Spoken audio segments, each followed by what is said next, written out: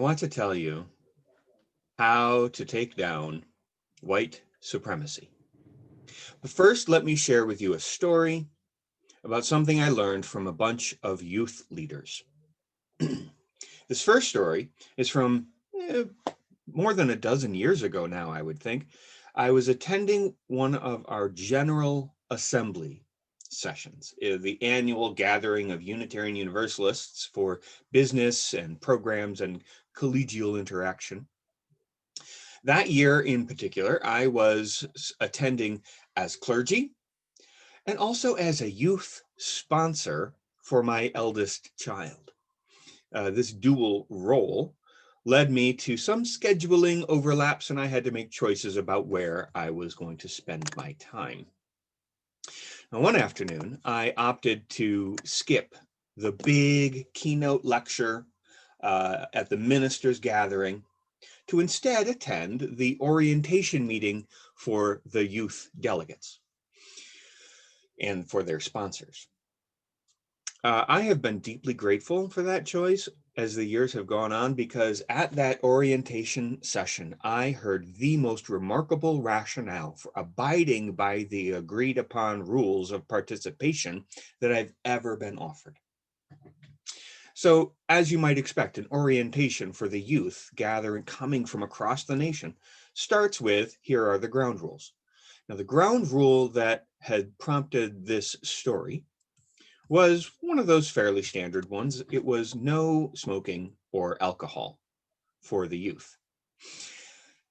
Instead of saying, hey, cigarettes and alcohol are illegal for underage youth such as yourselves, or the slightly problematic, hey, you can make your own choices, but remember such choices can damage the whole community, the organizers of the event took a different route. They began by naming the rule, no smoking or alcohol. They reminded folks that AA and NA recovery support meetings were available at GA as part of the programming. But the stroke of genius was when one of the presenters said, remember, addiction is a tool of the patriarchy. Stay sober and stick it to the man. Sobriety as a form of resistance. What a compelling idea. Be a rebel by following these rules is really what makes one think about what being a rebel has to look like, and what we're resisting, and how the conversation is both what we're against and what we're for. Stay sober and stick it to the man. This has been an intriguing idea for me over the ensuing years. Is addiction a tool of the patriarchy? How would that work? To say that an oppressive culture, which is what is meant by the term patriarchy in this context, uses a tool such as addiction, we're not saying that the patriarchy invented addiction. Addiction is its own thing. And as such, we can have addiction happen without the patriarchy's meddling. The suggestion is that the patriarchy has found it useful to have people addicted to drugs and alcohol so as to better maintain patriarchal control over the culture. Addiction is one of the tools that the patriarchy uses to maintain oppressive gender norms in society. Stay sober, stick it to the man. To really unpack that idea would be more of a dissertation than a sermon, but let me use it as a springboard into my point for this morning. A quote from the mid-1980s. This is from the feminist poet and activist Audre Lorde. She was delivering a speech in which she proclaimed, "The master's tools will never dismantle the master's house. They may allow us temporarily to beat him at his own game, but they will never enable us to bring about genuine change." Staying with the example of addiction for the moment, we cannot regain control of our addictive lives by becoming addicted to something else. Addiction itself will continue to twist and pervert our actions. The way to regain self-control is to recover from addiction as a tool, not merely refocus a particular addiction onto a different topic. And here is the pivotal thought of our morning. Other oppressive systems, such as white supremacy and racism, also use tools to maintain control over people such as you and me. It becomes useful to ask, what are the tools being used against us? Now, this is a very different question from the more common one, who is using these tools against us? It's difficult, really, to grapple with the discovery that, as Walt Kelly's Pogo cartoon put it, we have met the enemy, and he is us. Yes, there are actual white supremacists out there causing trouble. This has been on the news lately. There are racists and haters of many stripes out there insidiously committing racist and hateful deeds. And yes, it does get ugly when some of these individuals get into positions of power and authority in our country. But we also participate in this culture. When we can ask, what are the tools being used against us, instead of who is using these tools, then we begin to uncover the systems that are set up to support the racists and haters around us. We begin to uncover the ways in which our systems of oppression turn us into participants of that oppression. In our reading this morning from Ibram Kendi's book, How to Be a Racist, we heard the distinction between a racist and an anti-racist. At one point, Kendi offered this: one either believes problems are rooted in groups of people as a racist, or locates the roots of problems in power and policies as an anti-racist. It can be logical to assume, to say that the problems of racism are about the behaviors and attitudes of racist people. However, we all participate in the systems and structures of our culture. I agree with what Kendi is saying, that the problem of racism is not about a group of racists who are out there somewhere doing racist things. I agree that the problem is the system around us in which we are participants. Kendi actually goes several steps further, and later in the book he talks about how racist policies are leading to racist ideas, not the other way around, as we have commonly thought. But for the sake of our point this morning, let us consider racist policies as one of the tools of white supremacy. Through the years, legal restrictions on housing and property, employment and education have had racial ramifications. Slavery was legal.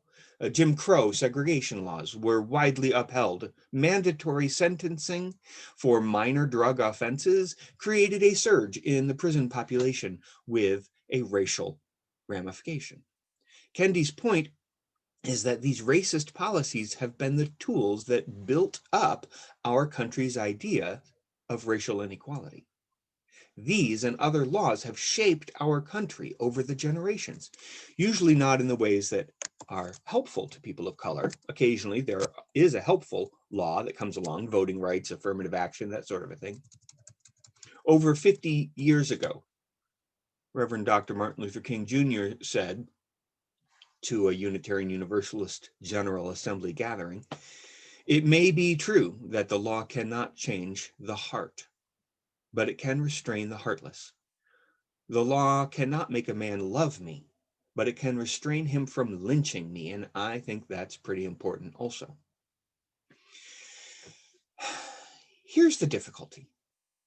Legislative change is one of the keys to dealing with racism in our country. The vast majority of citizens in this country, however, are not in a position to shape our laws. We can lobby, we can protest, we can advocate and influence, we can vote. But most of what happens with the shaping of our country's laws and policies is not in our direct control. So what are we to do? How are we to participate in dismantling white supremacy? We do have some control, some influence. I am not in Congress creating better laws, but I'm here. I am a leader in this community. Consider again this question: what are the tools being used against us? Racist policies and laws, that's one of the tools. There are others. These are tools embedded in our culture. The master's tools will never dismantle the master's house. We can be clear about what that means. What are those tools? We can choose new tools with which to build. I was rereading an article from a few years back about the characteristics of white supremacy culture. The article outlines some analysis of what is meant by the tools of an oppressive culture, along with suggestions to counter these characteristics. Now, before I rattle off a list, let me reiterate what I said about the idea of addiction as a tool of the patriarchy.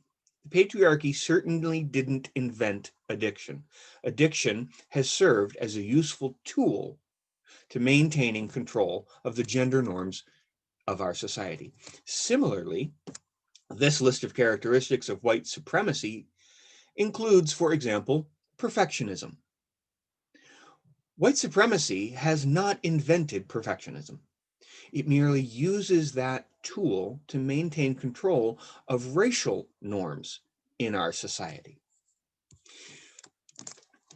There are more than a dozen characteristics listed in this article. Perfectionism, fear of open conflict, either-or thinking, a right to comfort, power hoarding, and the idea that there is only one right way. These are some of the characteristics on that list. Again, this is one group's considered analysis of the characteristics. They may be right on the mark, but this isn't an exact science. We're talking about cultural analysis, not dictionary editing. But consider this. I have been using this analysis for several years in my ministry with this congregation. I have been working to build a beloved community, a multicultural beloved community, a community that runs counter to the regular pressures of white supremacy culture. And perhaps you've noticed, for example, the importance that we place on imperfection and grace, on growing from our mistakes rather than not having any mistakes. Or perhaps you've noticed our willingness to have conflicts, to not shy away from differences and disagreements. We struggle to do it, but we value healthy conflict as a community. We've talked about, for years, shared ministry. White supremacy culture uses the tool of power hoarding. Power hoarding is marked by people who, quote, have the best interests of the organization at heart, but resist change and see those who call for change as being ill-informed or too emotional or inexperienced. We work at not doing that here. I and other leaders work to share the power, to welcome change, to listen to dissent. We find our way to still move forward, adjusting as we go to the insights that arise. You may notice that these characteristics dovetail with each other. That emphasis on shared ministry connects with our pluralistic theology, which in turn counters that message from white supremacy that there's only one right way to solve a problem or to be in the world.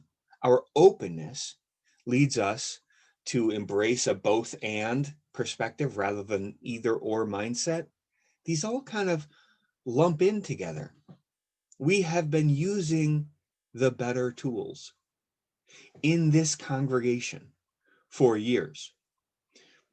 Ours is a culture of growth and learning rather than of perfection, an appreciation of differences rather than a fear of open conflict, of plurality rather than rigidity, of shared ministry rather than power hoarding, of kindness rather than politeness.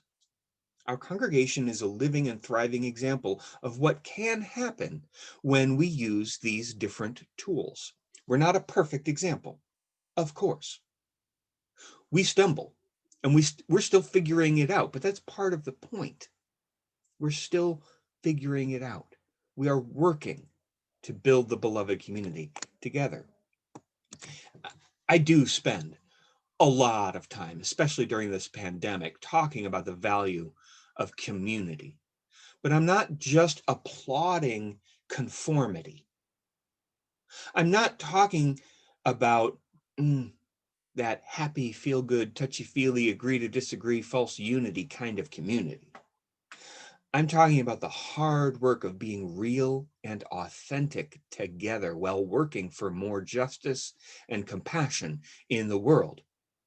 If you're interested in learning to take down white supremacy, the work can be done in layers.